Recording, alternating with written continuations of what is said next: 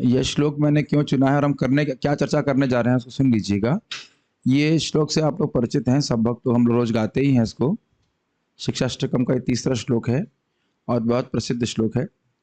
इसको बोला गया है कृष्णदास कविराज गोस्वामी जी के द्वारा कि श्रील भक्ति सिंह ठाकुर जी के द्वारा भी कि ये कंठी की तरह धारण कर लेना चाहिए हर भक्त को। और श्रील भक्ति सिद्धांत ठाकुर जी कहते थे कि ये सिद्ध प्रणाली मंत्र है भक्तों का, जिससे वो वाकई सिद्ध होंगे। तो इसको हम समझने का प्रयास करेंगे। ऐसा मैं क्लेम नहीं कर रहा हूँ कि इसको मैं जी रहा हूँ, इसे बोलना बहुत आसान है लेकिन करना बहुत कठिन रहता है लेकिन हम समझने का प्रयास कर रहे हैं। ये कह रहा हूँ कि क्या है इसका अर्थ, उसको हम देखेंगे। इसके ऊपर श्रील भक्ति विनोद ठाकुर जी की टीका है, वो आपके हिंदी में, उसको हम सामने रख रहे हैं आपके, उसको पढ़ते जाएंगे और समझने का प्रयास करेंगे। नाम साधन की पद्धति क्या है, ये विषय है। मतलब किस प्रकार से नाम उच्चारण करें ताकि नाम का जो सच्चा फल है भगवान का प्रेम, वह शीघ्र अतिशीघ्र हमारे हृदय में स्फुरित हो जाए।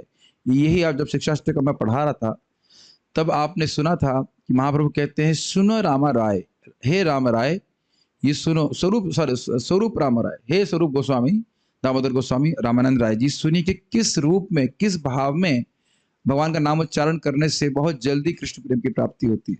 सब काम हम जल्दी चाहते हैं ना, तब तो महत्वपूर्ण है कि इसको सीखा जाए। तो वहां बोलते हैं त्रिनादपि सुनीचेना, बोलिए, तरोरपि सहिष्णुना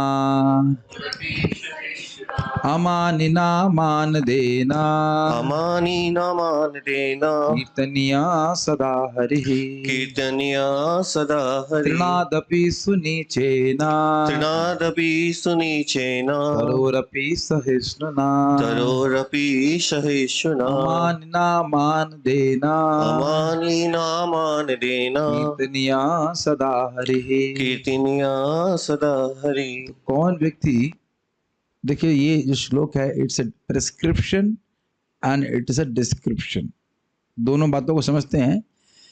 किस प्रकार से नाम जप करना चाहिए वह वर्णित करता है, और जो व्यक्ति लगातार नाम उच्चारण कर सकता है उसकी क्या योग्यता है। दोनों में अंतर समझ रहे हैं। देखिए वही व्यक्ति निरंतर नाम उच्चारण कर सकता है जिसको नाम में स्वाभाविक प्रेम हो। उस टेबल को बंद कर सकते हैं, तो दिक्कत हो रही बैठ। जिसको नाम में नाम के द्वारा सहज सुख अनुभूति हो। मेरी बात समझ पाए? भगवान नाम उस व्यक्ति से प्रसन्न है, इस कारण से नाम अपने सुख, आध्यात्मिक सुख को उस साधक के हृदय में स्फुरित कराते हैं जिसके अंदर ये गुण होते हैं। इसीलिए देखिए अन्यत्र एक जगह भक्ति विनोद ठाकुर जी भगवान से प्रार्थना कर रहे हैं कि भगवान वो कब दिन आएगा जब इन 4 गुणों से आप मुझे विभूषित करेंगे। एक अन्य भजन वो गाते हैं, तो बड़ा रेयर क्वालिटी है। और अद्भुत बात ये भी है कि आत्मा का ये स्वरूपतः गुण है, लेकिन मिथ्यांका के कारण हम उससे बिल्कुल उल्टा चल रहे हैं। तो खैर अभी हम अर्थों को समझते हैं। त्रिनादपि सुनीचेना, जमीन पे पड़े हुए तिनके से भी अपने को नीच मानना। यद्यपि वैष्णव ऐसा वैष्णव है बहुत उच्च कोटि का, लेकिन अपने को मान रहा है नीच, ये भक्ति की विशेषता है। तरोरपि सहिष्णुना, वृक्ष से भी अधिक सहिष्णु होकर के।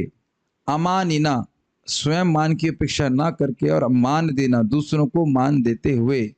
ऐसा व्यक्ति कीर्तनिया सदा हरि, ऐसा व्यक्ति भगवान का हरि नाम संकीर्तन करेगा तो उसको बहुत शीघ्र प्रेम प्राप्त हो जाएगा। एक अर्थ है, और जिसको भगवान का प्रेम प्राप्त है उसके अंदर स्वाभाविक नम्रता है, इस कारण से सदा ही नाम संकीर्तन करता है। ये भी करते।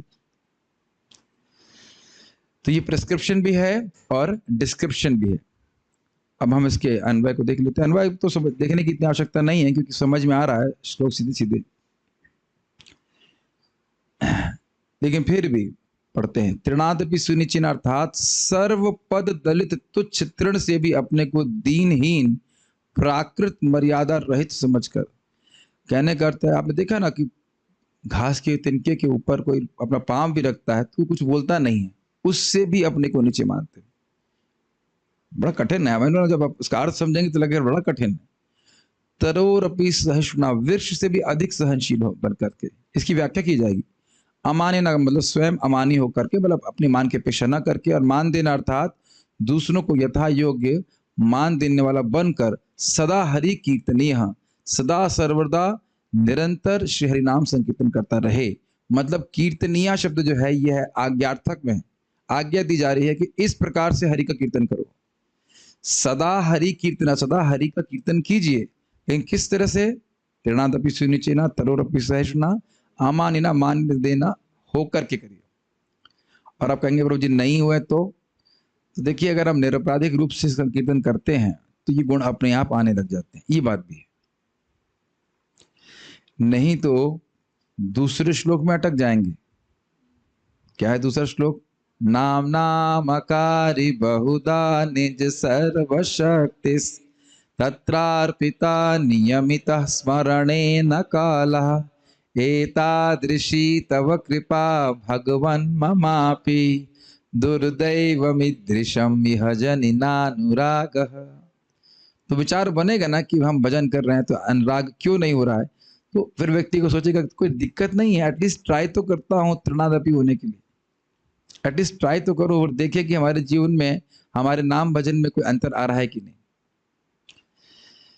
ठीक है। अनुवाद: सर्व पद दलित अत्यंत तुच्छ तृण से भी अपने को दीनहीन नीच समझकर, वृक्ष से भी अधिक सहनशील बनकर, स्वयं अमानी होकर दूसरों को यथा योग्य सम्मान देने वाला बनकर सदा सर्वदा निरंतर श्री हरि नाम संकीर्तन करता रहे, इसके द्वारा भगवान का प्रेम होगा। तो अब देखिए उसमें अब मतलब निरुत्साहित मत होइए। पहली बात तो ये समझनी होगी कि ये हमारे वास्तविक स्वरूपतः गुण है, आत्मा के स्वरूपतः गुण है। हम तो बल्कि उल्टी स्थिति में पड़े हुए हैं, जहां हम अपने आप को बड़ा महान मान रहे हैं, बॉसानु बॉस मान रहे हैं। ये हमारी व्यतिरेक स्थिति, ये हमारी वास्तविक स्थिति नहीं है। आपने सुना ना कल नारद जी के बारे में, नारद जी किस प्रकार से विमदः, विमत्सर और क्या था, गतस्प्रिया इत्यादि थे। गतस्प्रिय का मतलब समझ रहे, किसी से कुछ भी नहीं चाहना। अरे आप किसी से अगर सम्मान नहीं चाहते, सम्मान भी नहीं चाहते, तो उसका मतलब है कि जगत में आप किसी से कुछ भी नहीं चाहते। मान रहे हैं बात को? ये सब चीजें बड़ी समझने के लिए दिमाग लगाना पड़ेगा। अगर आप इस जगत में किसी से सम्मान भी नहीं चाहते तो मतलब आप जगत में किसी से कुछ भी नहीं चाहते। आप ये नहीं कहते हो कई अरे भाई कुछ दे नहीं सकते, कम से कम मीठे शब्द तो बोलो, तो वह अपेक्षा भी नहीं है। आपने कभी ऐसा नहीं बोला किसी से, या आपसे कभी कोई बोला होगा, गुस्से में बोल दिए होंगे तो कहेंगे अरे भाई कुछ नहीं दे सकते हो तो कम से कम मीठे शब्द, कुछ सम्मानजनक शब्द तो बोल दो, वह भी अपेक्षा नहीं है।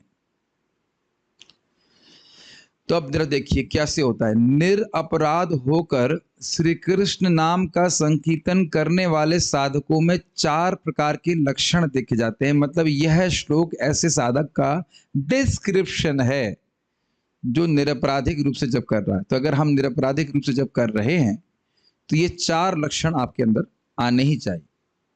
तो देख रहे हैं, और इन 4 लक्षणों को बाहर वाले देखिए या ना देखिए, लेकिन आपको महसूस हो जाएगा। कुछ समझ रहे हैं? ये सारी चीजें आपको स्वयं महसूस हो जाएंगी। खुद अपने आप को तृण से कम मान रहे हैं, दूसरों को नहीं बताने की जरूरत है मैं अपने आप को तृण से कम मानता हूं। कभी कभी लोग अपनी नम्रता के कारण अहंकार से युक्त हो जाते हैं, उनको गर्व हो जाता है मैं कितना नम्र हूं। Just see how humble I am. बड़ा सूक्ष्म है, बहुत सूक्ष्म बात है।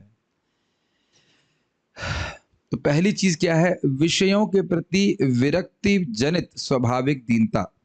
मतलब भोगों के प्रति कोई रुचि नहीं होना। तो आप कहेंगे भाई दीनता का विषयों की आसक्ति, विषयों के प्रति विरक्ति से क्या संबंध है? देखिए मिथ्यांकार कर ही क्या रहा है?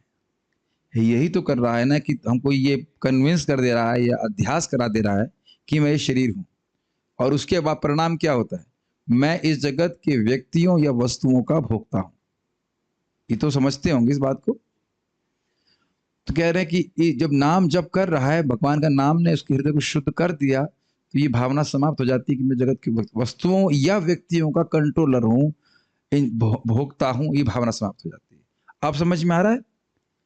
ये भावना कि मैं वस्तुओं को भोगने वाला हूं, या वस्तुएं तो चलो एक बार त्याग भी दे, व्यक्तियों को भोगने वाला तो बहुत बनते हैं। अपने भोगने का वाला समझ रहे हैं? कंट्रोल करने वाले। यहाँ बैठना है वहां बैठ जाओ, वहीं बैठ जाओ चुपचाप, या खड़े हो जाओ, ये कर दो वो कर दो। ये बड़ा अच्छा लगता है, इज इट नॉट? ये बहुत सूक्ष्म बात है। जो भी व्यक्ति बॉस बनना चाहता है उसकी इच्छा क्या है? जैसा मैं बोलूं वैसा लोग करें। ये सब मिथ्याहंकार जनित है कि नहीं? तो कहते ना, ये भावना से वह मुक्त हो जाता है, कंट्रोल करने की भावना से। Make sense? पहली लाइन समझ में आई? विरक्त हो गया ना, इससे पूछा हमारा नहीं। दूसरा है मत्सरता रहित निर्मल दया। ये हो गया तरोरूपी सहिष्णुता का गुण। त्रिणादपि वाला समझ लिया आपने, दीन दैन्यता। अब ये तरोरूपी सहिष्णुता मतलब, मत्सरता का मतलब होता है कि किसी का उत्कर्ष हो रहा है उसको हम सहन नहीं कर पा रहे, तो उससे रहित निर्मल दया। अब इसको आगे वर्णन किया जाएगा कि जो अहित कर रहा है उस पे भी दया। भाई जो हमारे अनुकूल चले, हमारी बात माने, उस पे तो लोग दया करते ही। कहीं कहीं जो हमारे मतलब क्या कहते हैं इसको, हमारे प्रति उदासीन होता है, उदासीन समझते हैं, न्यूट्रल, उस पे भी दया कर देते हैं। लेकिन जो विरोधी है उस पे तो हम बिल्कुल दया नहीं करते। नहीं करते कि नहीं? तो कह रहे नहीं, ऐसा भी नहीं। जो विरोधी है उस पे भी दया करें, किसी भी व्यक्ति के प्रति किसी भी प्रकार के द्वेष से रहित। उसके बाद जड़ीय मिथ्याभिमान से रहित हृदय की निर्मलता। ये समझ में आया? जड़ीय मिथ्याभिमान, जड़, जड़ मतलब समझ रहे हैं, जड़ हमारा शरीर, हमारा मन भी जड़ है, उसमें मिथ्याभिमान की मैं ये शरीर हूं, मैं ये शरीर हूं या मैं मन हूं, इसी कारण से व्यक्ति मान की अपेक्षा करता है। अगर आप लोग कभी आप लोग के मन में भावना आई कि ये व्यक्ति, अमुक व्यक्ति तुमको बहुत मानता है, हमें बहुत सम्मान देता है, क्या किया उसने? आप आए, थोड़ा उठ खड़ा हो गया होगा अगर या उसने आए होंगे तो कुछ खिला पिला दिया होगा, या कह दिया होगा कि आप बड़े अच्छे व्यक्ति साहब, बड़े सज्जन पुरुष हैं या माता जी हैं। Is it not? ये सुन करके ही हम, हाँ भाई हमको बहुत मानते हैं। तो यह हृदय की दूषण ही है कि हम अपने शरीर के लिए कुछ अगर अच्छा किया जाता है या मन को कुछ अच्छी लगने वाली बात कर दी जाती है तो तुरंत हम सोचते हैं ये हमारे लिए बहुत अच्छा हुआ। तो कह रहे हैं हृदय की निर्मलता के कारण ऐसा मिथ्या अभिमान भी नष्ट है, और हरि नाम के प्रभाव से नष्ट हो गया है। तो इससे वो अपना पहचान नहीं करता। कोई सम्मान दे रहा है तो उसको अच्छा माने, और जहां सम्मान नहीं मिल रहा उसको बहुत बुरा माने। देखिए हम ये नहीं कह रहे हैं कि सारे गुण का मूर्तिमान स्वरूप मैं हूं, ये नहीं बोल रहा हूं मैं। हम तो खाली समझने का प्रयास कर रहे हैं, ये बड़ी कठिन गुण है। और सबके प्रति यथा योग्य सम्मान की भावना, यानी कि मान देना। इस पे एक विनोद की बात याद आती है। एक वक्त कहते थे, देखो भाई हमको सम्मान की इच्छा नहीं है, लेकिन हम किसी को सम्मान देंगे भी नहीं। हमने कहा ये इंस्ट्रक्शन आधा इंस्ट्रक्शन है, अर्ध कुकुट न्याय है। ठीक है, आप सम्मान की अपेक्षा नहीं करते हो, लेकिन आप सम्मान नहीं दोगे तो भी नाम में रुचि प्राप्त नहीं होगी। तो ये इसीलिए अगर इस प्रकार का हमारा जीवन रहेगा इस श्लोक के अनुसार, तो हमसे अपराध भी नहीं होंगे, है कि नहीं? यथा योग, यहाँ पे शब्द है यथा योग सम्मान, उसकी व्याख्या हम वहां पे करेंगे। एक दिन में तो नहीं कर पाएंगे सारा कुछ, तो एक दो दिन में पूरा करेंगे उसको। साधक के हृदय में अप्राकृत चिन्मय रस के मूर्तिमान विग्रह स्वरूप श्री हरिनाम का आविर्भाव होने पर उसके हृदय में इस प्रकार के भावोद्गार प्रकट होते हैं। ये समझ में आया? भगवान अप्राकृत मतलब होता है स्पिरिचुअल, इन तीनों गुणों से परे। जब व्यक्ति हरे कृष्ण मंत्र बोलता रहता है, बार बार अभ्यास कर रहा है, तो उसके हृदय में हरिनाम सूर्य की तरह उदित होते हैं। ये हमने पहले भी समझाया है। अभी हमारा अंधकार है हृदय में, लेकिन जैसे जैसे सूर्य धीरे धीरे उदित होने लगता है, और सूर्य अंधकार से बिल्कुल अलग वस्तु है कि नहीं? मान के चलिए कि अंधकार एकदम प्राकृत है और सूर्य बिल्कुल तेजमय है, बिल्कुल अलग है। तो हरिनाम जो है वो सूर्य की तरह धीरे धीरे धीरे करके उदित होते हैं, और जैसे जैसे वो प्रकाशमान होते जाते हैं, व्यक्ति के हृदय में इस प्रकार के भावोद्गार मतलब इस प्रकार की भावना प्रकट होती है। क्या? अहो मैं स्वरूपतः अणु चैतन्य श्री कृष्ण दास हूं। ये लाइन समझ में आई कि मैं बहुत छोटा हूं? कभी आपने मन में इस भावना को देखा, इस भावोद्गार को देखा है कि जब कोई आपका अपमान करे तो क्या आता है? जानते नहीं मैं कौन हूं, दिखा दूंगा तुमको मैं कौन। क्या ये भावना आपने कभी मन में अनुभव किया है? मुझे लगता है सब लोग यहाँ पे त्रिणादपी हैं, तो इसलिए कुछ समझ में नहीं। कोई व्यक्ति हमारे प्रति बुरा करता है तो आता है ना मन में, तुम जानते नहीं मैं कौन हूं। और कभी कभी लोग बोल देते हैं बाहर आओ तो दिखाऊंगा मैं तुम्हें कौन हूं। ऐसे लग रहा है बाहर आएंगे तो स्वरूप प्रतिशत कर देंगे अपना। ठीक है। तो यानी कि ये सब सच्चिदानंद महाराज इंग्लिश में समझाते हैं अपने जपा ट्यूटोरियल्स में बहुत, कि पहली चीज अगर व्यक्ति को शुद्ध नाम उच्चारण करना है तो ये भावना समझनी होगी, ये भावना रहेगी कि मैं कॉन्स्टिट्यूशनली समझते हैं इंग्लिश, स्वरूप से ही अणु स्वरूप हूं। क्या साइज है हमारा? ग्लास के बराबर आत्मा है, थोड़ा छोटा साइज कर देता हूं, माउस के बराबर वो भी नहीं, अरे बाल के अग्रभाग के 10,000वें हिस्से के बराबर। देख रहे हैं कि अब हमारा जितना भी अहंकार है वो कितना व्यर्थ है। इस पे बुरीजन को बड़ा विनोद करते हैं, कहते हैं हाँ मैं जानता हूं कि आप कौन है, आप बाल की, बिल्कुल सही जानता हूं, आप बाल के अग्रभाग की 10,000 हिस्से के बराबर है, हम समझते हैं आप कौन है, लेकिन हम खुद नहीं समझ रहे हैं कि हम कौन है। देखिए कम से कम यह सुनकर इतना तो समझ में आना चाहिए कि हम बहुत बड़े अज्ञान में हैं। पहली शुरुआत तो ये समझ में होनी चाहिए। ठीक है। और न सिर्फ अणु हूं बल्कि भगवान श्री कृष्ण का दास हूं। ये बात नाम जाप करने से न सिर्फ केवल थ्योरी के रूप में अपितु रियलाइजेशन के रूप में भक्त को हृदय में अनुभूत होती है। इसको मैंने पहले भी बताया है कि सच्चिदानंद महाराज समझा रहे थे कि जाप करते, जब जाप करते थे तो वह सोच रहे थे, इधर एक मेरी बोतल नहीं होगी, तो वो सोचते थे कि जब हम जप कर ही रहे हैं तो क्यों ना गंभीरता से अच्छे से जप करें। अरे इतना नहीं, मैं तो डूब जाऊंगा इस पानी में, मैं बाल के अग्रभाग का 10,000वां हिस्सा हूँ। ठीक है रहने दीजिए, पढ़िए कोई दिक्कत, रहने दीजिए। वो ठंडा पानी से काम भी नहीं चला। तो हम खाली बोल रहे थे कि छोड़ दीजिए क्लास में डिस्टर्ब।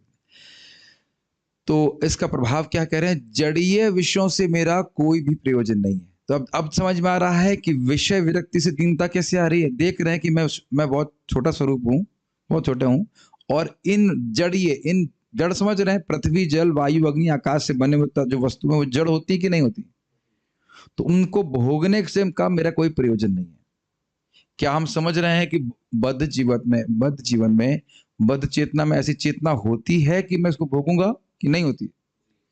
तो ये पहली लाइन समझ में आ रही है। ये टीका थोड़ी टफ मान सकते हैं, लेकिन क्योंकि tough in the sense philosophical points बहुत हैं, लेकिन अगर आप ध्यान पूर्वक श्रवण करेंगे तो समझ में आएगा। नाम जप करने से हृदय शुद्ध हुआ, तो क्या समझ में आया, मैं भगवान का अणु चैतन्य दास हूं, कॉन्शियस कृष्ण सर्वेंट, और मेरा भौतिक भोगों से कोई प्रयोजन नहीं। देखिए अभी इसलिए समझना मुश्किल है कि कॉन्स्टेंटली हम लोग प्लानिंग करते रहते हैं, आहार निद्रा भय मैथुन, इन्हीं की अलग अलग रेसिपी बना करके हम सोचते हैं कि इसको भोग करके हम सुखी हो जाएंगे। गलत तो नहीं बोल रहे हैं, अपने मन की और चित्त की स्थिति को देख लीजिएगा। सोने के लिए ही तो लोग 1,000 रुपए दे देते हैं, 1,000 तो कम बोल रहा हूं मैं, एक रात्रि की कितना 5,000 10,000 कितने दे देते होंगे। मैंने सुना 16,000 रुपए तक भी होता है, उससे भी ज्यादा होता है, पता नहीं क्या करते होंगे, और जितनी सुविधा दी जाती है उसको भोग भी नहीं पाते होंगे। मूर्खता है। अब हाय हाय श्री कृष्ण से विमुख होने के कारण ही मेरी वर्तमान दुर्दशा उपस्थित हुई है। जन्म मरण के चक्र में पड़ा हुआ नाना प्रकार के तापों से दग्ध हो रहा हूं। ये लाइन तो समझ में आ गई होगी कि मैंने ही, भगवान पे दोषारोपण नहीं कर रहा, मैं ही भगवान से विमुख हूं अपनी ही गलती के कारण। इससे भी आप देख रहे हैं दैन्य बोध हो रहा है कि नहीं, भगवान पे आरोपण नहीं कर रहे हैं, मेरी गलती है कि भगवान मैं यहाँ पे पड़ा हुआ हूं, मेरी भोग की इच्छा थी इसलिए मैं यहाँ पड़ा हूं। ये तो स्पष्ट समझ में आ रहा है। अपनी बीमारी समझ में आ रही है।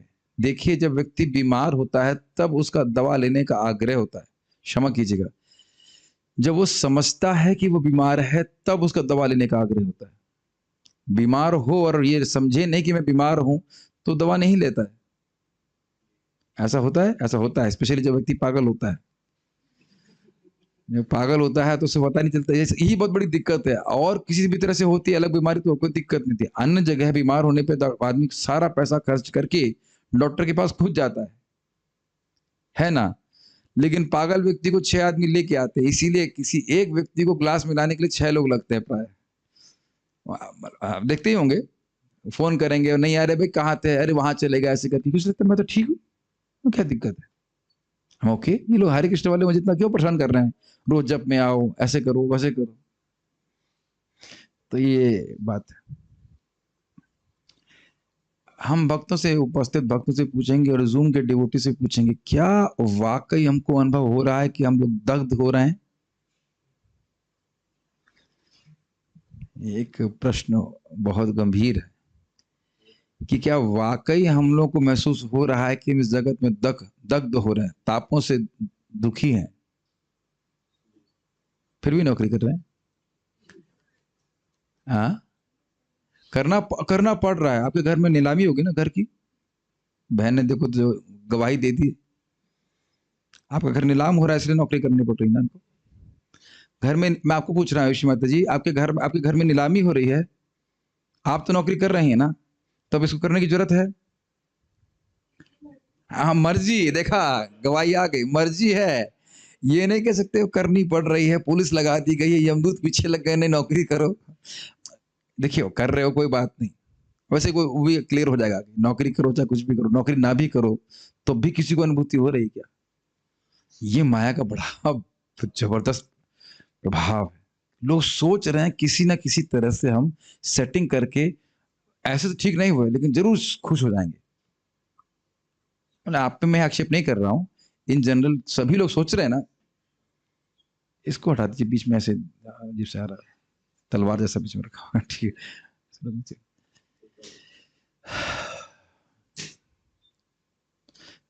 इससे पहले कि हम आगे जाए, बड़ा मनन करने वाला सारा टीका है। मान लीजिए आपको मालूम चल जाए कि ये पिता आपके पिता नहीं है, तो मालूम चल ही गया, लेकिन मान लीजिए पता चल जाए कि करोड़पति पिताजी हमारे पिताजी हैं, तब भी नौकरी करेंगे, तब भी कहेंगे मैं बाध्य हूं।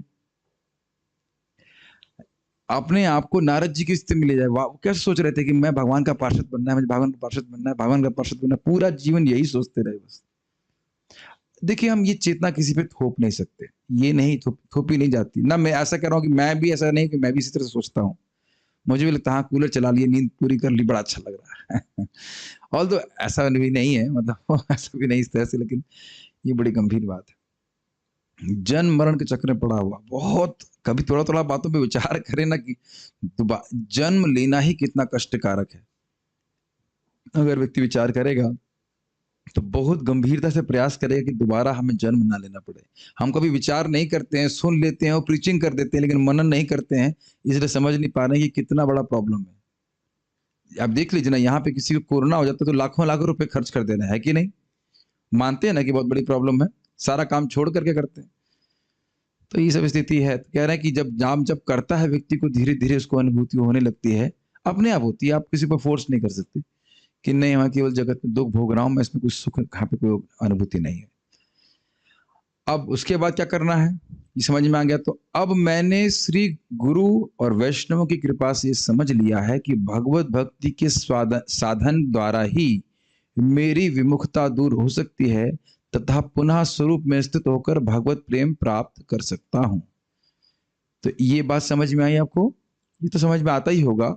भक्तों की कृपा से, भगवान के बारे में श्रवण करके, भक्तों से भक्ति की महिमा समझ करके समझ में तो आ रहा होगा कि भक्ति करके ही मैं इस जन्म मृत्यु के चक्र से मुक्त हो सकता हूँ। इतनी बात तो मैं समझता हूँ सभी भक्तों को समझ में आ रही होगी, सब साधना कर भी रहे हैं इसी प्रकार से।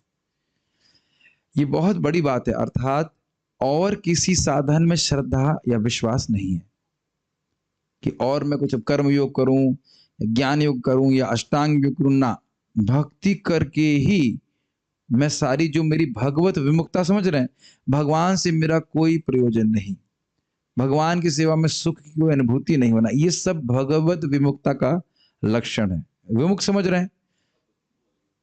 उधर मुंह घुमा के ना, जैसे अब हम तो इसका कोई हम जानते नहीं, लेकिन थ्योरी में जानते हैं कि जैसे पति पत्नी में झगड़ा हो जाता है तो विमुख हो जाते हैं थोड़ा कुछ समय के लिए, एटलीस्ट उधर मुंह घुमा लेंगे, उधर घुमा लेंगे, ऐसे कर लेंगे, ऐसे होता है। अच्छा, ऐसे ऐसे होता होगा। और तो इधर तो सब ब्रह्मचारी हैं, क्या दिक्कत? आप भी शादी नहीं किया ना अभी? कर लिया, ठीक है, चलो अभी खुश रहो। ठीक। तो ये होता है। वैसे प्रभुपाद बड़ा मजाक बनाते हैं कि पति पत्नी की लड़ाई कैसी है, जैसे बकरी की लड़ाई, थोड़ी देर लड़ेंगे उसके बाद फिर साथ में हो जाएंगे, फिर लड़ेंगे फिर साथ में जाएंगे। लेकिन विमुख समझ रहे हैं ना, इधर मुंह घुमा लेता, मुंह से नहीं, हम तो शक्ल भी देखना नहीं चाहते एटलीस्ट थोड़ी देर के लिए, है ना?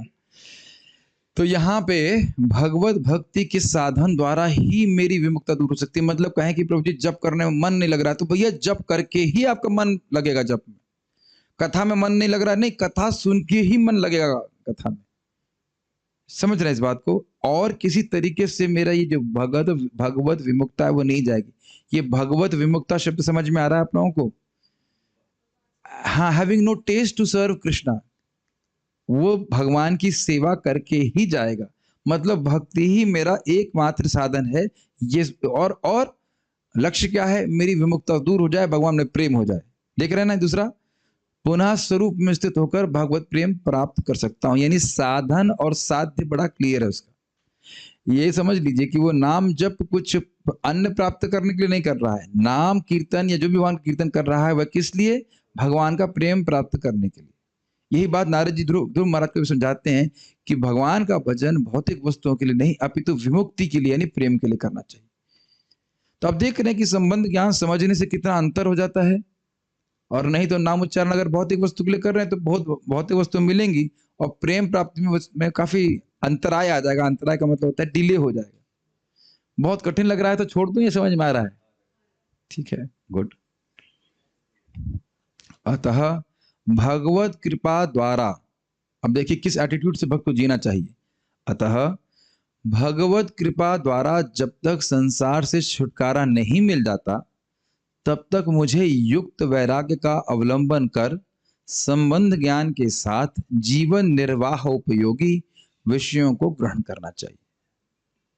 चाहे वो गृहस्थी में हो या चाहे वो विरक्ति में हो, चाहे कहीं पे भी हो, ये भावना होनी चाहिए कि पहली बात क्लियर कि मैं अपने साधन मात्र से नहीं अपितु भगवान की कृपा से मुक्त होऊंगा। ये साधन का अहंकार ऐसे भक्त को नहीं होता है। आपने कल सुना था ना कि मैं साधन संपन्न हूं। नारद जी को ऐसा मद भी नहीं था। मैं इतना साधन संपन्न हो गया कि भगवान का दर्शन हो गया भाई साहब, यह भी अहंकार उनका नहीं था। वैसे होता भी कैसे? जिसको दर्शन होगा अहंकार कैसे होगा? ये समझ में आ रही है आपको बात? कि साधन कर रहा है, भक्ति कर रहा है, लेकिन कृपा का भिक्षु है, निष्काम है, भगवान की साधना करने से बदले में कुछ चाहिए नहीं, लेकिन ये क्लियर है कि भगवत कृपा से ही मुझे सिद्धि प्राप्त होगी। ये बहुत बहुत बहुत इंपॉर्टेंट बातें बोल रहे हैं यहाँ पे। अपने साधन मात्र से मैं सिद्ध हो जाऊंगा, ऐसा व्यक्ति अगर अभिमान करेगा तो सिद्ध नहीं होता है। लेकिन अगर वो कहे कि हम साधन तो कर रहे हैं, इससे भगवान प्रसन्न हो जाए, भगवान की कृपा मिलेगी तो मैं सिद्ध हो जाऊंगा। क्लियर? और युक्त वैराग्य का अवलंबन कर, मतलब वस्तुओं में आसक्त नहीं है। वो समझ रहा है कि सारी वस्तुएं किसकी हैं? भगवान कृष्ण की। इसलिए 50% भी देने में से दिक्कत नहीं होती। प्रभु जी आप ये बुरी बुरी बातें क्यों बताते हो? खाली सिद्धांत बताया करो, डिटेल्स में जाया करिए आप।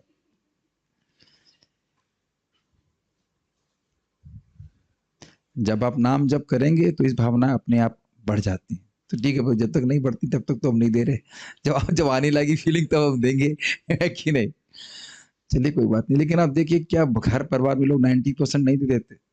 पता नहीं मैं क्या रेशियो रहता है। नॉर्मली पति लोग अपनी पत्नियों को या परिवार को कितना दे देते होंगे? कोई आइडिया? I don't know. मैंने माता जी से कभी पूछा, हाँ माता जी कितना पिताजी दे दिया करते थे? अरे 50% देते थे। अच्छा 50% अपने पास रखते थे, तो 50% तो वहां पे हाँ बचत के लिए रखते होंगे। हाँ ठीक है, तो वो भी परिवार के लिए तो हुआ ना। तो देखते एक तरह से देखा जाए तो 100% ही सब कुछ दे दिया परिवार को ना। हाँ खैर ये तो है, अब उसको कौन, ये सब खाली किताबों की बातें हैं, सब पालन नहीं करना चाहिए, सब ठीक है। तो युक्त, लेकिन यहाँ पे युक्त वैराग्य का अर्थ है कि सब कुछ भगवान का है। चाहे अगर हम गृहस्थी की बात करें तो पत्नी, बच्चे, घर परिवार सब कुछ भगवान का है और उनको भगवान की सेवा में नियोजित करना चाहिए। ये युक्त वैराग्य का है। और चाहे विरक्त में भी हो तो भी शरीर, मन, वाणी जो कुछ भी वो भगवान का है, भगवान की सेवा में लगाना चाहिए। वस्तुओं में आसक्ति नहीं, भगवान की सेवा में आसक्ति, इसको युक्त वैराग्य कहते हैं। इसलिए कह रहे हैं युक्त वैराग्य का अवलंबन करके, मतलब ये नहीं बोला जा रहा है कि आप घर ही छोड़ दीजिए, सारा जंगल में चले जाइए, ऐसा नहीं बोला जा रहा है। वस्तुओं को भगवान के उपयोग में लाने की कला को सीखना चाहिए। और संबंध ज्ञान के साथ, मतलब मैं भगवान का दास हूं, पति पत्नी, जो पत्नी है, बच्चे हैं, मैं गृहस्थों के बारे में बोल रहा हूँ, या हम जैसे देखेंगे अन्य ब्रह्मचारी भी भगवान के सेवक हैं, तो उन सभी को भगवान की सेवा में लगाते हैं और जीवन निर्वाह उपयोगी वस्तुओं को ग्रहण करना। ये नहीं कि एक के बाद एक सामान इकट्ठा करते जा रहा है। लोग कहते हैं हमारी भक्ति में प्रगति क्यों नहीं हो रही? प्रयास में लगे हो तुम, बंगला बनाने में लगे हो, तो कैसे भक्ति में प्रगति होगी बताइए? क्या बंगले में ही जीना होता है? आप देख लीजिए ना, आयुषी माता जी कितने छोटे रूम में आप रह रही हैं, शायद एक माता जी और रह सकती हैं आपके संग। आपके संग तो नहीं रह सकती, मुझे लगता नहीं रह सकती, या आप रह सकती उनके संग? कि मर जाएंगे दोनों लोग। अब आप कल्पना कीजिए कि आपको कितने पैसे, कितने बड़े मकान की जरूरत है। मैं आपको बोल रहा हूँ, वो उपलक्षण से सभी को बोल रहा हूँ आपको, हाँ हाँ हाँ, इसको ऐसा नहीं है। आपको आश्चर्य नहीं होता कभी? शायद आप लोगों का घर से तो बड़ा ही होगा, इज इट नॉट? G7 से आपको आश्चर्य नहीं होता? अरे इतना कम में तो कोई आपने कंप्लेन तो नहीं की आज तक कि रूम बहुत छोटा है, G6 दे दो? किया कंप्लेन? हर बार वही था, प्रभु जी G7 मिल जाएगा क्या? वो G7 कोई महल मान रहा है कि नहीं? और उससे पहले जनार्दन महाराज रहे थे, कभी कोई कंप्लेन नहीं की कि बड़ा छोटा है। और अब वो छोड़ दीजिए, भगवान गंभीरा गए, गंभीरा पुरी में, वहां देखेंगे चैतन्य महाप्रभु जो अनंत कोटि ब्रह्मांड के नायक है भगवान कृष्ण, वो एकदम छोटे से रूम में रह रहे हैं। कितना आश्चर्य की बात। प्रभुपाद जी देख लीजिए, यहाँ पे आप लोग तो कोई दूर जाने की जरूरत नहीं, राधा दामोदर में कितने सिंपल में रह रहे थे। तो आप देख रहे हैं, जो व्यक्ति भक्ति में आगे बढ़ेगा उसको भौतिक आवश्यकताएं हृदय में अपने आप ही कम लगेंगे। अरे मुझे जीने के लिए तो बहुत कम चाहिए। हम गलत तो नहीं कह रहे ना? मैं नहीं समझता हूं कि अब 5-5, 10-10 हजार के कपड़े पहनने की इच्छा यहाँ उपस्थित भक्तों में होगी, है कि नहीं? कभी नहीं होगी ना। अब ये प्रैक्टिकल आप देख रहे हैं, विरक्ति हो रही कि नहीं? क्या मैं तो एक सिंपल सा भक्त हूं, मुझे इतना सब हाई फाई कपड़ा पहनने की क्या जरूरत है? जो नाम जब ठीक से करेगा उसको हमें बोलने की जरूरत नहीं पड़ेगी। अपने जीवन में बहुत सारे गुण तो आप अपने आप देख रहे होंगे। आपकी भी सैलरी आती, सोचते हैं कि 5,000 रुपए की मैं चिक चिक एकदम बढ़िया धोती कुर्ता पहनूं, नहीं आता। Is it not? नहीं आता, नहीं आता मतलब नहीं आता है। बहुत बार तो हम लोग को देख करके लड़के लोग बाल भी छिला लेते, जबकि हम कहते भी नहीं उसको, नहीं कहते कि अपने आप ही लोग, अपने आप, बल्कि अपने आप ही वैरागियों से प्रेम होने लग जाता है। ये भी आप देखेंगे, हाँ कितने अच्छे लोग, कितने खुश हैं ये लोग, वैराग्य में आश्रम में लगे, सहज रूप से होता है।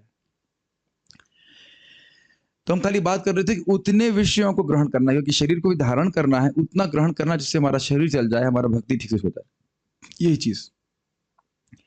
तो आप जब इस प्रकार का जीवन जिएंगे तो क्या लगता है आपको, अधिक नाम जप करने के लिए टाइम मिलेगा कि नहीं? क्या लगता है? बहुत सिंपल इक्वेशन है, इज इट नॉट? इधर की इक्वेशन सिंपल कर देंगे तो उधर का भी सिंपल हो जाएगा। भगवान का नाम उच्चारण करने के लिए खूब समय, भागवत पढ़ने के लिए खूब समय, और अगर हृदय में बहुत लालसा है कि ये प्राप्त करना है, वो प्राप्त करना है, ये करना है, वो करना है, तो उसके अनुरूप कार्य करने पड़ेंगे, तो भक्ति करने के लिए कम मौका मिलेगा। Make sense? ठीक है। अभाव, रोग, शोक, बुढ़ापा आदि से उत्पन्न दुख और अर्थादि प्राप्ति, अर्थ मतलब धन की प्राप्ति की प्राप्ति, स्वास्थ्य, बल, विद्या आदि से उत्पन्न सुख, ये प्रारब्ध फल हैं। मुझे इनका अवश्य ही भोग करना होगा। तो यहाँ पे सहनशीलता दिख रही है। जो बुखार आना है वो तो आएगा, और जो सुख आना है वह भी आएगा। दोनों में सम रहते हुए भगवान की भक्ति करना। क्या आपने ऐसा भी कभी अनुभव किया? किसी को जानते हैं जो थोड़ा बिजनेस बढ़ गया तो भक्ति छोड़ गया? किसी को जानते हैं ऐसे? हम तो जानते हैं, हमारा एक जूनियर था, उसका IAS में सिलेक्शन हो गया, अब हरे कृष्ण का हा भी भूल गया, ऐसे लगता है। ये दोनों चीज होती हैं। कभी कभी दुख में तो व्यक्ति भजन कर लेता है, लेकिन सुख में बिल्कुल भूल जाता है। तो दोनों को ही भोगना, दोनों के प्रति न्यूट्रल हो गया सब भक्त। नहीं समझ में आ रही बात? भाई दुख आ रहा है तो मेरे प्रारब्ध कर्म की वजह से आ रहा है, और सुख आ रहा है तो मेरे कर्म के अनुसार आ रहा है, मुझे भोगना ही पड़ेगा।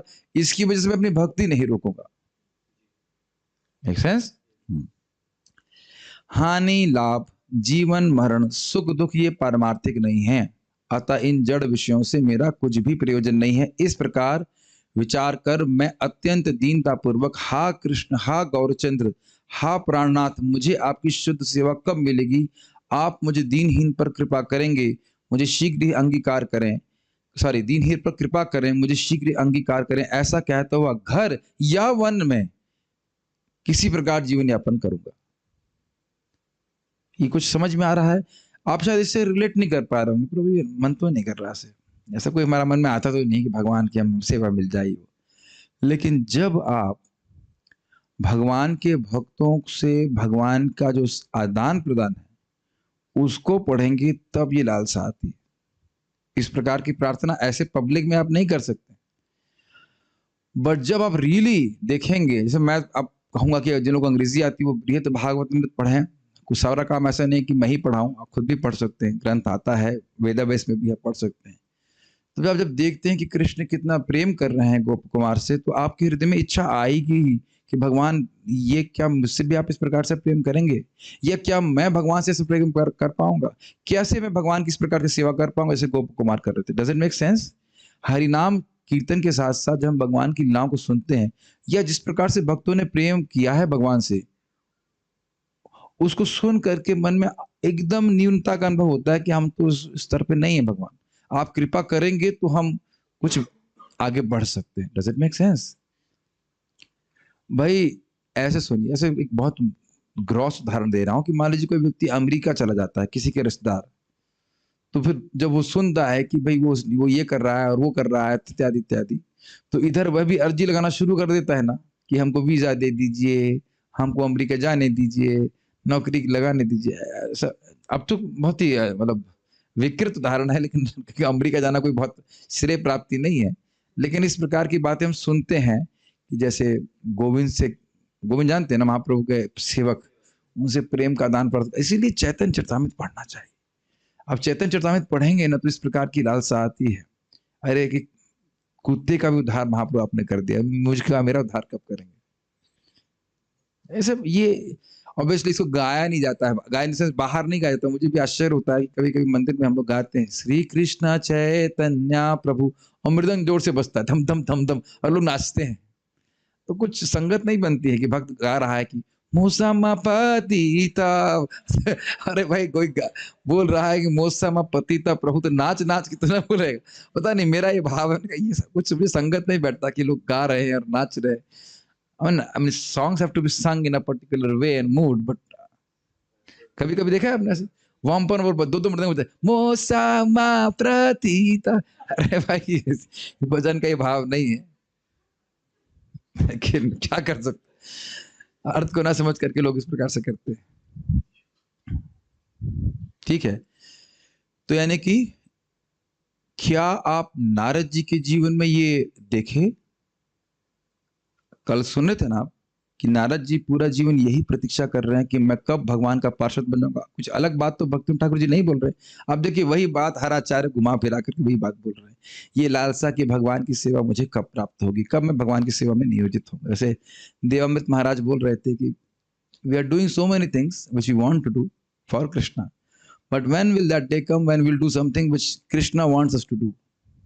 वेल एक तरह से देखा जाए तो महाप्रभु ने बोला ही है कि जारे देखो तारे कहो कृष्ण उपदेश, लेकिन मान लीजिए कोई व्यक्तिगत उपदेश आपको दे कि अभिराम इस प्रकार से तुम दूध उबालो मेरे लिए, समझ रहे ना, एक विशेष सेवा से। कृष्ण कहते भी हैं इज इट नॉट, गोविंद तुम मुझे कभी छोड़ के मत जाना, बड़ा खतरा है यहाँ पे, ऐसे करके गोविंद से महाप्रभु कहते हैं। तो ऐसा सेवा भगवान की कब प्राप्त होगी? या जैसे कि खोला बच्चा श्रीधर से महाप्रभु 2 घंटा झगड़ा करते थे, तुम्हारा कद्दू बहुत महंगा है।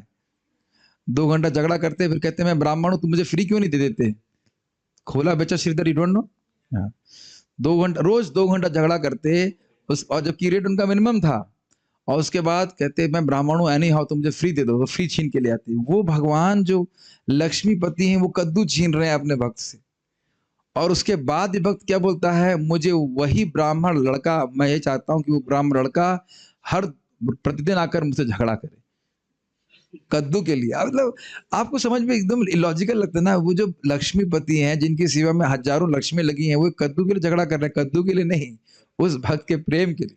समझ रहे हैं? तो अब तो आ रहा है ना कुछ कुछ लालसा कि अरे हमें वो प्रेम कब प्राप्त होगा। पूरी रात वो कीर्तन करते जब करते, कैसा वो कब दिन आएगा जब हम इस प्रकार से करेंगे? तो स्वाभाविक है इस प्रकार की बातें करते हुआ जीवन यापन करते हैं। एक चर्चा हम करेंगे आज, उसके बाद आगे वाली कल करेंगे। तृण से नीचे मानने का कारण क्या है, क्यों वह अपने आप को तृण से नीचे मानता है? तृण यद्यपि जड़ वस्तु है, मतलब भौतिक वस्तु है, तथापि उसका वस्तुगत अभिमान यानी अहंकार स्वाभाविक और न्याय संगत है। तृण अपने को तृण मान रहा है तो कोई दिक्कत है? कि तृण है, कुछ समझ में आई बात? बहुत सिंपल बात कह रहे हैं कि तृण अगर अपने आप को तृण मान रहा है तो वो तो है, वस्तुगत बात है, वो तो है ही तृण, तो तृण अपने को माने, कोई दिक्कत नहीं है। अगर तृण अपने को हीन भी माने तो भी कोई दिक्कत नहीं, वो तो हीन है, छोटा है। किंतु मेरे वर्तमान मतलब इस समय के स्थूल सूक्ष्म शरीरगत अभिमान यानी अहंकार शुद्ध स्वरूप संबंधी नहीं होने के कारण वस्तुतः ठीक नहीं। तृण जब सोच रहा है कि वो तृण है तो क्या वो गलत सोच रहा है कि सही सोच रहा है? सही सोच रहा है। लेकिन जब मैं ये अभिमान कर रहा हूं कि मैं ये स्थूल और सूक्ष्म देह हूं तो ये सही है कि गलत है? ये बात समझ में आए, इसलिए मैं तृण से भी हीन हूं। अब समझ में आए? तृण भी अपने बारे में सही धारणा कर रहा है लेकिन मैं अपने बारे में गलत धारणा कर रहा हूं। देख रहे हैं कितना रहस्यमय एक शब्द तृणादपि सुनिचेना। मैंने कहा था इसीलिए मेरे को मुझे बहुत अच्छा लगा था, इसलिए मुझे आप लोगों से शेयर करने की बात अच्छा हुई थी। Amazing is it not? समझ में आ रहा है कुछ? अरे जूम के डिवोटी तो सब सो गए भाई।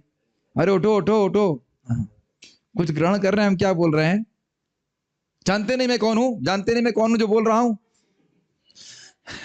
तो इसी प्रकार का अभिमान कि मैं बहुत बड़ा हीरो हूं, ये पूरा गलत अभिमान है। ठीक है, एक बात कह रहे हैं आप जानते हैं कि कौन है? नहीं नहीं, कोई नहीं जानता है, मैं भी नहीं जानता कि मैं कौन हूं। ठीक है कि नहीं? ये समझ में आ रहा है? वो तृण का अभिमान सही है, मेरा अभिमान गलत है, इसलिए मैं तृण से नीचे हूं। अरे भाई ये तुम अब बाद में कीजिएगा इसको, आपको खाना है, आपको खाना इसीलिए भोग लगा रहे हो। ठीक है, कोई बात नहीं, हम लंबा नहीं करेंगे, लंबा नहीं करेंगे। ठीक, तृण का अभिमान वास्तविक है किंतु मेरा जड़ाभिमान अवास्तविक है। समझ में आ गया? जड़ अभिमान मतलब जड़ में मैं बुद्धि गलत है, अतः मेरे लिए तृण से भी सुनीच होना यथार्थी है। यथार्थ मतलब सही अर्थ, सही बात है कि मैं तो तृण से भी नीचे हूं, मैं तो बिल्कुल अज्ञान में पड़ा हूं। एक अंडरस्टैंडिंग आगे पढ़ लें रेफरी साहब। क्यों नहीं खा के आया? अरे खा आपको बोला था खा पी के आओ, फिर मुझे चिंता होती है आपके लिए। वृक्ष से भी अधिक सहिष्णु होने का क्या अर्थ है? इसको बहुत अच्छे समझने का प्रयास करिए। आज बहुत दुख लग रहा है, आप भी कुछ खाई नहीं, हमारी मेरिट की पार्टी भी कुछ खाई नहीं है, जूम वाले तो को खा पी के आए, कोई दिक्कत नहीं है, और मुझे बड़ा दुख लग रहा है, लेकिन अब क्या करें, दुख देना तो मेरा कर्तव्य है। अब तरोरपि सहिष्णुना, इस वाक्य का तात्पर्य यह है कि वृक्ष इतने सहनशील होते हैं कि अपने को काटने वाले को भी अपनी सुशीतल छाया और सुमधुर फल देकर उपकार करना नहीं भूलते। कृष्ण भक्त तो उससे भी अधिक दयालु होने के कारण शत्रु मित्र सबका उपकार करते हैं, इसलिए कह रहे हैं तरोरपि सहिष्णुना। यह है निर्मत्सरता युक्त दया हरिनाम कीर्तनकारी साधु पुरुषों का दूसरा लक्षण है। निरपराध होकर हरिनाम कीर्तन करने वालों के भावोद्गार ऐसे होते हैं, हे नाथ मेरे संगी साथी ये जीव समूह बड़े अभागे हैं, इनकी आपकी मंगलमय श्री नाम में रति कैसे हो। एकदम स्पष्ट समझ में आ रहा है ना? बहुत अच्छा है। ये तो माया अंध, माया की तरह अंध होकर स्त्री पुत्र धन संपत्ति जय पराजय हानि लाभ और जन्म मृत्यु के सुख दुख में डूबे हुए हैं। इन्हें अनर्थयुक्त जड़ विषयों से तनिक भी विरक्ति नहीं हो रही, मतलब भोगों से बिल्कुल विरक्त नहीं हो रहे। ये नाना प्रकार की भोग वासनाओं की दृढ़ रज्जुओं से आबद्ध हो रहे हैं। ये लाइन समझ में आई? भोग की लिप्सा, भोग की इच्छा से रस्सी की तरह बंधे हुए हैं। जैसे हमारे एक रिश्तेदार 10 घंटे चेस खेलेंगे, 2 घंटे कथा नहीं सुन सकते, 10 घंटे, और कैंसर हो गया, मरने वाले, कब्र में मतलब लटके हुए पैर, कब्र में मान लो पानी भरा हो तो उसे टच कर रहे हैं कि पानी गर्म है कि ठंडा है, क्या है, समझ रहे हैं? एकदम स्पष्ट समझ में आ रहा है कि मरने वाले हैं, लेकिन फिर भी उस समय साइड में चेस भी खेल रहे हैं। समझ रहे हैं? बड़ी बुरी स्थिति है। उन्हीं को प्यादा बना के उड़ा आउट किया जाएगा सबसे पहले, क्या बोलेंगे? चेस भी किससे खेल रहे हैं? मृत्यु से। सब समय आपत रमणीय, आपत रमणीय मतलब बस जब तक है बस सामने, आपत मतलब आपातकाल समझते, एकदम आ गया हो बस उसी समय थोड़ा अच्छे लगते हैं भोगी, बाद में अच्छे नहीं लगते। तो कह रहे हैं सब समय आपत रमणीय किंतु परिणाम में दुखदायी कर्म फल लौकिक एवं स्वर्ग सुख भोग और ज्ञान फल मुक्ति की खोज में बड़े व्यस्त हैं। बहुत लंबी बातें होंगी, समझाने का प्रयास करता हूं। देखिए पहली बात ये कि वृक्ष को जब कोई काटता है, मान लो आम का पेड़ है, बहुत बड़ा पाप है उसे काटना, फलदार पेड़ होता है, और काट रहा है कोई व्यक्ति, तो पूरा तो पेड़ एकदम में कटेगा नहीं, तो दोपहर में छाया किसकी रहता है? वो उसी पेड़ की। लेकिन पेड़ कभी मना नहीं करता कि आप मुझे काटने आ रहे हो तो मैं अपने मीठे फल आपको ना दूं। ये बहुत कठिन चेतना है, लेकिन भगवान के नाम उच्चारण के द्वारा भक्त के जीवन में ऐसी चेतना आ ही जाती है। जैसे क्या हरिदास ठाकुर जी के बारे में नहीं जानते आप कि 22 बाजारों में जो मार रहे थे, उनको ये डर लगने लगा कि ये मर नहीं रहे हैं, तो हमको मार दिया जाएगा, तो कहते हैं अच्छा ठीक है मैं मर जाता हूँ। और जब वो मारा जा रहा था उनको, तब भी वो है सुदर्शन चक्र आ गए थे उनको मारने के लिए। मारे भी नहीं थे वो लोग, खाली मारने के संकल्प लिए थे, तभी सुदर्शन उपस्थित हो गया था। उन्होंने प्रार्थना करना है आप इनको मत मारिए, इनको पता नहीं वो क्या करें। जीसस क्राइस्ट के बारे में सुना है आपने? तो ये कोई इंटेलेक्चुअली आप इस प्रकार की चेतना नहीं कर सकते। प्रहलाद महाराज हिरण्यकश्यप के लिए प्रार्थना कर रहे हैं, कहा क्या चाहिए तुमको? तो जिस व्यक्ति ने सबसे अधिक दुख दिया उसी के लिए प्रार्थना कर रहे हैं। क्यों पता है? बिकॉज वो जानते हैं कि ये लोग नहीं जानते कि वो कर क्या रहे। Does it make sense? और खुद मिथ्याभिमान से शून्य है कि मेरा कुछ नुकसान कर सकते हैं या कर रहे हैं, भावना उनकी नहीं रहती। हम समझे हम केवल चर्चा कर रहे हैं, मैं ऐसा नहीं कह रहा हूं कि इन गुणों से मैं युक्त हूं। We can only aspire for such things.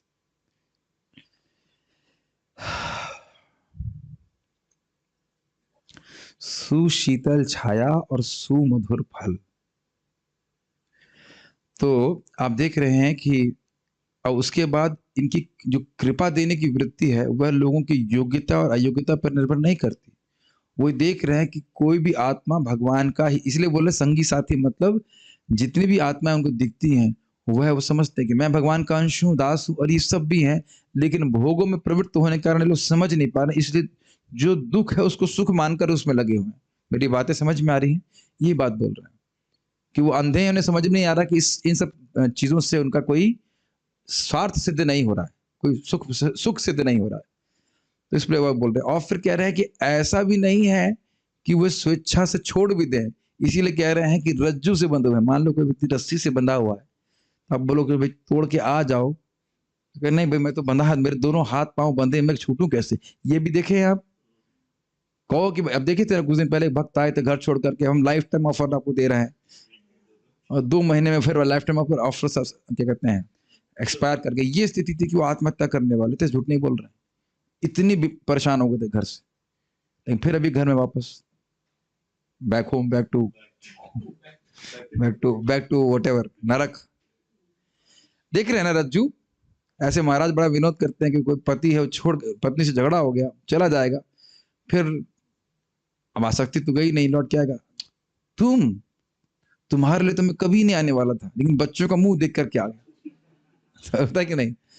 और कभी बच्चों से हार जाता है, घर छोड़ देता, कहता है तुम नालायकों को तो फालतू में पैदा किया, तुम लोगों की वजह से मैं कभी वापस नहीं, लेकिन तेरी माँ की वजह से मैं वापस आ गया। वो आसक्त है, लेकिन छुपाता है इस बात को। गलत तो नहीं कह रहे ना, ऐसा तो देखा जाता है। और उसके बाद क्यों लगे हुए हैं? कहते शुरुआत में सुख मिलता है लेकिन बाद में दुख मिलता है, लेकिन फिर भी समझ में नहीं आता। इस प्रकार के लौकिक सुख, मतलब जगत में कोई महान बन गया, कोई आईएएस ऑफिसर बन गया, कोई इंजीनियर बन गया, इसी में लगे पड़े लोग। आत्मा का क्या संबंध है इससे बताइए? लेकिन लगे हैं कि यही तो दिख रहा है ना आपको, ठीक है। लौकिक एवं स्वर्ग सुख भोग, मतलब कुछ लोग इस जगत में महान नहीं बनना चाहते तो स्वर्ग के लिए कर्मकांड कर रहे हैं, और फिर अगर कोई ये नहीं कर रहा है तो मुक्ति के लिए प्रयास कर रहा है, और इन सभी में भगवान की भक्ति को सुख नहीं मिलता।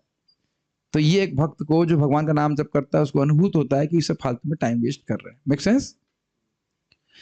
इन लोगों की आत्म स्वरूप के दर्शन में कैसी रुचि उत्पन्न हो, ये मेडिटेशन है। कैसे हरि नाम स्वीकार करें, कैसे ये अपने परम कल्याण का साधन स्वीकार करें, यह उसकी मति होती है। तो ये धीरे धीरे नाम जप करने से व्यक्ति के मन में आता है कि लोग भगवान से विमुख हैं, भक्ति नहीं कर रहे हैं, वो भक्ति को कैसे स्वीकार करें। अब समझ में आ गई बात? मुश्किल तो नहीं है। ऐसा कहते कहते वे साधक जीव भाव विभोर होकर उच्च स्वर से पद गाने लगते हैं। हरेर नाम हरेर नाम हरेर नामेव केवलम कलौ नास्तेव नास्तेव नास्तेव गतिरन्यथा। समझ में आया? उनको लगता है कि हरि नाम के अलावा कुछ नहीं। ऐसा नहीं खाली गा ही रहे हैं अपने में, दूसरों को हरि नाम देने का प्रयास भी कर रहे हैं। वो समझ रहे हैं कि इन लोगों का उद्धार और किसी तरह से नहीं, केवल भगवान के नाम के द्वारा होगा। और अब देखिए सारे भक्त वैष्णव सब यही तो बोलते हैं, आप लोगों को, हम लोगों को सबको यही तो बोला कि आप हरे कृष्ण मंत्र जपो, कुछ ग्रहण कर रहे हैं इसी बुद्धि के कारण कि किसी भी पतित जीव का उद्धार, पतित मतलब केवल गरीब लोग नहीं, पैसे वाले, करोड़पति, सब सब दुखी हैं, केवल भगवान के नाम के द्वारा ही इनको उद्धार हो सकता है। Make sense? तो वृक्ष के रूप में ये सबसे सबसे सुमधुर चीज, सबसे बढ़िया चीज है, वह दूसरे को देने का प्रयास करते हैं। अर्थात कलयुग में हरि का नाम ही, हरि का नाम ही, हरि का नाम ही एकमात्र गति है। इसके अतिरिक्त और कोई गति नहीं है और निश्चित रूप में गति नहीं है। ये इस भावना से लेकर के वे हरि नाम का प्रचार करते हैं। ये वृक्ष के रूप में सहिष्णुता है। वृक्ष के रूप में सहिष्णुता का अर्थ ये नहीं कि धूप में आप खड़े हो जाइए। हाँ, अच्छा, ये तो आसान है, खड़े हो जाओ और बारिश आए तो सहते रहो, बरसाती पहन लो, ऐसा कुछ भी नहीं है। दूसरों के कल्याण करने की भावना, यद्यपि वे अपमान भी करें, ये वृक्ष की सहिष्णुता है। समझ में आया? क्लियर समझ में आ रहा है? ठीक है। अब मैं सोच रहा हूं कि थोड़ा आपको कष्ट दे ही दूं। अब जब भूख लग रही तो एकादशी तो आप करते ही हैं व्रत, तो हम पूरा कर ही देते हैं। 10 ही पेज तो बाकी है। मुझे तो कोई ऐसे कमजोर नहीं लग रहा है। आप लोग तो खा पी के आए हैं। ठीक। अमानी का क्या अर्थ है? अमानी शब्द से कीर्तनकारी साधकों के मिथ्याभिमान शून्यता रूप तीसरे लक्षण को सूचित किया गया। मतलब कोई शरीर को कुछ अच्छा दे रहा है या हमारे मन के लिए कुछ अच्छी बात का, इस ऐसी लालसा नहीं होती। हमारा सम्मान कोई करे ऐसी भावना नहीं होती। मायाबद्ध जीवों के स्थूल और सूक्ष्म शरीर संबंधी योग ऐश्वर्य, भोग ऐश्वर्य, धन, वैभव, रूप, जाति, वर्ण, बल, प्रतिष्ठा और अधिकार से उत्पन्न होने वाले जितने भी अहंकार हैं, वे सभी स्वरूप विरोधी एवं झूठे हैं। इन झूठे अहंकारों से रहित होना ही मिथ्याभिमान शून्यता है। इस प्रकार उन अहंकारों के रहने का हेतु विद्यमान रहने पर भी मिथ्याभिमान शून्यता और सहनशीलता रूपी गुणों से अलंकृत व्यक्ति ही श्री हरिनाम कीर्तन करने के योग्यतम अधिकारी। ये समझ में आई बात? काफी इंटरेस्टिंग है। किसी को योग का ऐश्वर्य प्राप्त हो गया, सिद्धि प्राप्त हो गई, किसी को भोग का ऐश्वर्य प्राप्त हुआ, स्वर्ग प्राप्त हुई, या इस जगत में महान धन प्राप्त हुआ, और जितने भी गुण आप देख रहे हो, जाति की वजह से, वर्ण की वजह से, या ज्ञान की किसी भी तरह से अगर ये सब प्राप्त होते हैं, तो व्यक्ति को अहंकार हो जाता है कि नहीं, कि मैं श्रेष्ठ हूं। मैंने कल एग्जाम्पल दिए थे ना, अच्छी कार में बैठ गया तो क्या बोलेगा? ठेला। आदमी भी नहीं बोलेगा उसको, अरे भाई साहब भी नहीं बोलेगा, भाई साहब तो बोलेगा ही नहीं, ठेला या रिक्शा बोलेगा। अहंकार हो गया ना। एक कार का भी अंत का अहंकार हो गया कि नहीं? या बड़ी मकान में होगा तो छोटा कोई झोपड़ी वाला होगा, क्या है ये? तो आप समझ रहे हैं, इस प्रकार का अहंकार होता है। तो वे उसके स्वरूप विरोधी हैं कि नहीं? स्वरूपता हम लोग कौन है? भगवान के नित्य अंश हैं और बहुत अणु स्वरूप चैतन्य स्वरूप आत्मा है। तो उसके बिल्कुल विरोधी बातें हैं ना, कि तुम बहुत पैसे वाले हो, तुम बहुत जाति में ब्राह्मण हो, तुम सुंदर दिखते हो, बहुत बलशाली हो। इन सब का अहंकार आत्मा के स्वरूप से भिन्न है कि नहीं? तो कह रहे हैं इस प्रकार के मिथ्या अभिमान से रहित रहता है, यद्यपि ऐसा अहंकार होने का कारण विद्यमान हो तो भी। मतलब ऐसा नहीं है कि जो भी जब जाप कर रहा है वो सब शूद्र ही हो, या उनका वर्ण खराब हो, या उनके पास धन नहीं हो, गरीब हो, इसलिए मिथ्याभिमान से शून्य है। कुछ समझ में आ रहा है या प्रोसेसर डूब गया, एकदम खत्म हो गया? यद्यपि वे बहुत गुणवान होंगे, यही बात बोली जाए, यद्यपि गुणवान हैं फिर भी असम्मान की अपेक्षा नहीं करते। प्रहलाद महाराज में गुण नहीं थे क्या? कितने उच्च वर्ण में पैदा हुए थे, असुर में पैदा हुए थे, फिर भी असुरों में भी बहुत श्रेष्ठ व्यक्ति के, और जो जिसका आधिपत्य पूरे तीनों लोकों में था। तो स्वाभाविक रूप से बड़े बाप के लड़के बिगड़ते हैं कि नहीं? लेकिन बड़े बाप का लड़का होने के बाद भी प्रहलाद महाराज में कोई अहंकार था? नहीं था। प्रहलाद महाराज अगर एकदम दासी पुत्र होते और अभिमान नहीं होता तो अलग बात थी, एक कहा जा सकता है, लेकिन वो तो दासी पुत्र भी नहीं थे ना। अब तो समझ में आ गया होगा। बलि महाराज देख लीजिए, वहां भी बलि महाराज के लिए बोला गया इतने सारे गुण हैं फिर भी इनमें अहंकार नहीं है, ये भगवान की विशेष कृपा है। और समझ में आ गया होगा, बहुत सम्मानीय वैष्णव, सारे गुण उसमें है, फिर भी आंतरिक रूप से उसके हृदय में कोई मिथ्या अहंकार नहीं है। अब तो समझते होंगे इस बात को, इसीलिए कह रहे हैं अमाने ना। जब मिथ्या अहंकार नहीं तो ये अपेक्षा क्यों होंगी कि मेरे लोगों को सम्मान करें? ये बहुत बड़ी भूख है। भूख समझ रहे हैं? भक्ति में आने के बाद भी कहते हैं ये क्या नया डिवोटी, सिखाया नहीं आपने इसको, मुझे प्रणाम नहीं किया इसने। बोलते हैं ऐसे लोग, ऐसा मत सोचे कि नहीं बोलते हैं, मैं इतना सीनियर डिवोटी हूं, क्या आपने भक्तों को सिखाया? प्रणाम नहीं करते। एक अलग बात है कि आप कहें कि इनको कुछ सिखाया नहीं है, लेकिन खुद रंज हो जाना ही बहुत बड़ी बात है। ये आपने देखा हो, कभी कभी कभी इस बात पे झगड़ा कर लेते हैं भक्त, सीनियर भक्त भी, कि हमको उसने आरती नहीं दिखाई। तो महाराज से सुना मैंने, तो भाई तुमको नहीं दिखाई तो क्या आरती झूठी हो गई? आरती समझ रहे हैं, जो दीपक दिखाते हैं ना भगवान के, तुमको नहीं देख पाया भक्त मान लो और पीछे दिखा दिया, तो क्या हो गया? आरती झूठी हो गई। तो देखिए अन्य लोग क्या कर रहे हैं उससे मतलब नहीं है, हमें सचेत रहना कि हमारी ये भावना ना रहे कि हमको आरती नहीं दिखाई, हमको गद्दी नहीं दिया, इत्यादि इत्यादि। ये सब का, इन सब धारणाओं का आत्मा के स्वरूप से कोई संबंध नहीं। और जितना ये भूख रहेगी उतना ही परेशानी रहेगी। Does it make sense? Is it not it makes us miserable when we desire respect from others? Constantly व्यक्ति के हृदय में ये भूख रहे कि भाई कोई सुबह से एक दंडवत भी डाला नहीं, सुबह क्या है, और आप इससे मुक्त हो तो देखिए कितने सुखी रहेंगे। Is it not? वैसे मैं तो एज्यूम कर रहा हूं कि गृहस्थ लोग ज्यादा अमानी होते इस मामले में, क्योंकि कोई प्रणाम करता ही नहीं है तो प्रणाम की अपेक्षा भी नहीं होती। और जो विरक्त आश्रम में होते हैं उनको प्रणाम मिलता रहता है तो उनको आदत हो जाती है, सामने वाले को देखते हैं ये तो मुझसे जूनियर डिवोटी है, प्रणाम करेगा कि नहीं करेगा, ये सब सूक्ष्म रूप से मन में आ जाता है कि नहीं, तो इसलिए समझना चाहिए। हम इस प्रकार से करेंगे तो नाम कीर्तन के अधिकारी बनेंगे, मतलब नाम के सुख का अनुभव करेंगे। मात्र 4 पेज है, सहन कर लीजिए थोड़ा सा। ऐसे शुद्ध साधक भक्त गृहस्थाश्रम में ब्राह्मण आदि का अभिमान तथा त्यागी होने पर सन्यासी और वैरागी होने का अभिमान, इन सबको सर्वथा परित्याग करके श्री कृष्ण के चरण कमलों में ही अनन्य रूप से चित्त को लगाकर श्री कृष्ण का नाम संकीर्तन करते हैं। ये बहुत स्वीट कॉन्शियसनेस है। मैं ना तो सन्यासी हूँ, ना मैं गृहस्थ हूँ, ना ये कुछ भी नहीं हूँ, मैं केवल कृष्ण के दासों का दास हूँ। खाली बोलना नहीं है, if you just feel it, it is so sweet. Specially जब आप मंदिर में प्रवेश करें, भक्तों के संग में आए, तो इसी भावना में रहना चाहिए। मैं ना मैनेजर हूँ, ना मैं हीरो हूँ, ना और या कोई भी डेजिग्नेशन लगे, हम भगवान के दासों के दास हैं, भक्तों के दास हैं। बहुत अच्छा भावना है, वेरी स्वीट। आज समझ रहा हूँ कि मैं स्वीट क्यों कह रहा हूँ। It is very sweet feeling, sweet consciousness, ठीक है। और भगवान के चित्त लगाना, भगवान की भक्ति करना, यही मेरे जीवन का लक्ष्य। आखिरी सेक्शन है, मानदा शब्द की क्या व्याख्या है। तदंतर मानदा शब्द से सबको यथा योग्य मान देना ही संकीर्तनकारी भक्ति साधकों के चौथे लक्षण को सूचित करता है। यथा योग्य मतलब जिसको जितना सम्मान देना चाहिए। अब कोई नया भक्त है, वो आया, उसको आपने दंडवत देना शुरू कर दिया तो बेचारा वो तो परेशान हो जाएगा, अगर इतने बड़े डिवोटी हमको दंडवत क्यों कर रहे हैं।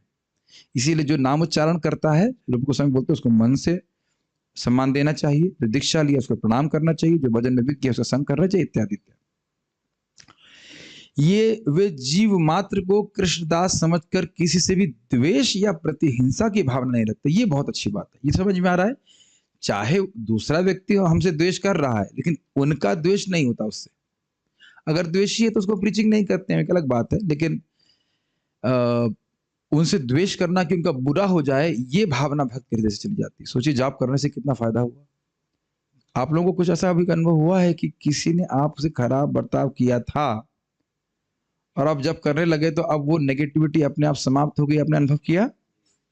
उस समय तो जब आप उसने बर्ताव किया होगा तो आपको बुरा लगा होगा और आपने कुछ सोचा भी हो उसका, कुछ ऐसा हो जाए वैसा हो जाए, जो भी हो। लेकिन आप जब करते रहे हैं तो लगता है नहीं, मेरे ही कर्म का एक निमित्त था, उस कारण से मेरे को ऐसा दुख भोगना पड़ा। ये अंडरस्टैंडिंग आने लगी है। यहाँ सब ऐसे ही बोलते हैं खाली, इज इट नॉट? वे अपने मधुर मेरे जो भक्त बता रहे थे कि उनकी बहुत लड़ाई हुई थी अपने चाचा जी से, लेकिन अब कुछ याद नहीं रहता कि चाचा जी से लड़ाई हुई नहीं हुई। यहाँ तक होते थे फेंक दिया था चाचा जी को छत से नीचे, ऐसा करके उन्होंने किया था। तो मतलब बोले कि अब कुछ उनको ऐसे याद नहीं रहता। वे अपने मधुर वचनों और जगन मंगलकारी आचरणों से सबको संतुष्ट रखते हैं। ये समझ में आया सम्मान देने का मतलब? अरे भाई देखिए, इस जगत में लोग सब जल रहे हैं कि नहीं जल रहे हैं, और किसी को मीठा बोलने से क्या कितने पैसे लगते हैं। अभिराम प्रभु, मान लो अभिराम प्रभु आए और मैंने कहा प्रभु बड़ा अच्छा लगा पाए, क्यों आए आप यहाँ पे, क्या जरूरत थी आपको आने की? अब दोनों शब्दों में अंतर हो गया कि नहीं? दोनों ही शब्द फ्री के है कि नहीं? ये कभी हम लोग विचार नहीं करते हैं कि कटु वचन बोलना भी फ्री का ही है और मधुर वचन बोलना भी फ्री का है, लेकिन प्रभाव बहुत अंतर है ना विराम प्रभु? कब तक रुकेंगे आप? अच्छा, इतने दिन क्यों रुकेंगे? मान लोग ऐसा कोई बोले तो मैं तो कल ड्रामा कर रहा हूँ, कितना बुरा लगेगा ना। किसी के घर जाओ आप, कितने दिन रुकेंगे आप? कब जाने का प्लान है आपका? और कहीं किसी को बोले अरे क्यों जा रहे हैं आप, यही रहिए ना। बस इतना बोलने से, भले आप ना रुके लेकिन आप खाली, कोई बोलता है इस प्रकार से बड़ा चलता है। महाराज बोल रहे थे, मान लो कोई जा रहा है यात्रा में, अरे भगवान करे तुम्हारा एक्सीडेंट हो जाए, अरे नहीं हो या हो, लेकिन उसको दुख दुख बनी रहेगी, कहीं साफ दे दिया भाई इन्होंने। और कोई बोले कि नहीं आपकी यात्रा बड़ी मंगलमय हो, बहुत अच्छा हो, तो कहने का मतलब वाणी से भी किसी को दुख नहीं देते, ठीक है। और जगन मंगलकारी आचरण मतलब, ये बहुत इंपॉर्टेंट बात है कि हर व्यक्ति को जब किसी ऐसे भक्त के संपर्क में आए तो उसकी कृष्ण भावना बढ़नी ही चाहिए। It should be like that. उसका आचरण ऐसा होना चाहिए कि उसको माया की स्मृति नहीं हो, वो कृष्ण की स्मृति कराए। ये सबसे अच्छा मंगल आचरण किसी के लिए है। मंगल आचरण, कल्याण में आचरण, ये बहुत कठिन चीज है। ये कठिन से इन द सेंस हम लोग सचेत नहीं रहते कि कभी बोलते हैं हम बोलना तो नहीं चाहते लेकिन उसके बाद सब कुछ बोल देते हैं, और उस बात से उस व्यक्ति का कोई प्रयोजन नहीं होता। नहीं होता कि नहीं, बेचारा वो भी दुखी हो जाता है। अरे आपको पता है विश्व प्रभु आपके बारे में कौन व्यक्ति क्या कह रहा था, वाह, अरे भाई उसकी निंदा कर रहा था तो क्यों बता रहे हो उसको, बेचारा जलेगा फालतू में। है, देखा है आपने ऐसे कई बार। तो इस प्रकार की ऐसी बात नहीं करते किसी को दुखी हो। इस जगत में अधिकारी ब्राह्मण आदि योग्यता संपन्न मनुष्यों का ब्रह्मा रुद्र आदि देवताओं को नम्रता पूर्वक यथायोग्य सम्मान देते हैं। मतलब जैसे कोई ब्राह्मण है या अन्य लोग भी हैं, सबको सम्मान देना। यहाँ तक कि आप देखेंगे सनातन गोस्वामी जी अपने घर में भागवत पढ़ रहे थे और मुसलमान शासक आया, तब सारे ब्राह्मण खड़े हो गए, क्योंकि वो राजा था और राजा भगवान का प्रतिनिधि होता, ये भावना था उनका। तो मुसलमान राजा को भी उन्हें सम्मान दिया। और ब्रह्मा रुद्र आदि देवताओं को भी नम्रता पूर्वक यथायोग्य सम्मान देते। यथायोग्य मतलब ये नहीं कहते कि आप ही पर ब्रह्म हो, ये सम्मान नहीं देवताओं का अपमान है। लेकिन देवता भी भगवान के सेवक हैं, इसलिए उनको सम्मान देना। तो आप देख रहे हैं दूसरा आप नाम अपराध से बच रहा है व्यक्ति। जहां शिव जी को अलग मानना या शिव जी के प्रति द्वेष भाव रखना, ये सब भी नाम अपराध में चला जाएगा, तो उसे मुक्त है। हाँ, ये तो भगवान के सेवक है, उनसे भगवत भक्ति की प्रार्थना करते हैं। काफी इंटरेस्टिंग है। विशेषता शुद्ध भक्तों की सर्वतोभावी न प्रीति पूर्वक सेवा करते हैं। प्रभुपाद जी को इसीलिए हम लोग गुरु पूजा गाते हैं, अपने गुरु महाराज को या अन्य भक्तों को भी, तुलसी जी की प्रणाम सेवा करते हैं। इस प्रकार उक्त 4 लक्षणों से युक्त होकर किया गया श्री कृष्ण नाम संकीर्तन ही परम पुरुषार्थ का साधन है। कलयुग पावन अवतारी श्री चैतन्य महाप्रभु की यही शिक्षा है। तो आओ, 32वां पेज तो ब्लैंक था, इसलिए 31 पेज में समाप्त हो गया। चलिए सेमिनार समाप्त। उम्मीद है कि आप लोग कुछ समझ में आया होगा। एक बार इसको दोबारा पढ़ेंगे तो कुछ और समझ में आएगा, और इसका अभ्यास करने का प्रयास कीजिए अपने जीवन में। क्या कुछ प्रश्न है कि नहीं? अगर ऐसे महसूस हुआ होता तो सच में नौकरी में नहीं फंसे होते। अभी भी बहुत लेट नहीं है। ऐसा कोई नहीं कि नौकरी में बॉन्ड लगा है, जिन्होंने प्रश्न किया उसकी तो सरकारी नौकरी है। ऐसा लोग बोल रहे हैं कि भैया चेन लगा दी है, अब नौकरी छोड़ नहीं सकते, इत्यादि इत्यादि क्या क्या। लेकिन कह रहे कि महसूस हुआ होता, मतलब अभी भी हुआ नहीं है, इसलिए चलेगी नौकरी अभी। करिए, कोई दिक्कत नहीं। अरे इतना हम नौकरी छुड़वाने लगेंगे तो कौन प्रवचन में आएगा। ठीक है, करिए। और कोई प्रश्न नहीं? तृण जी, यस, ठीक है। तो मैं खाली एक ही श्लोक को लिया, बस इसको मैं चाह रहा था कि अपने जीवन में अप्लाई करें। कल से क्या शुरू करेंगे इसमें विचार करेंगे। बृहद भागवतामृत ना क्या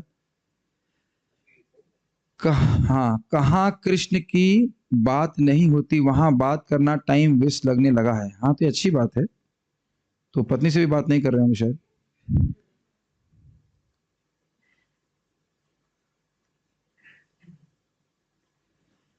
ठीक है, ओके। हरे कृष्णा। यहाँ रुकते हैं। अब आप लोग अपनी जो सेवाएं करना चाहते हैं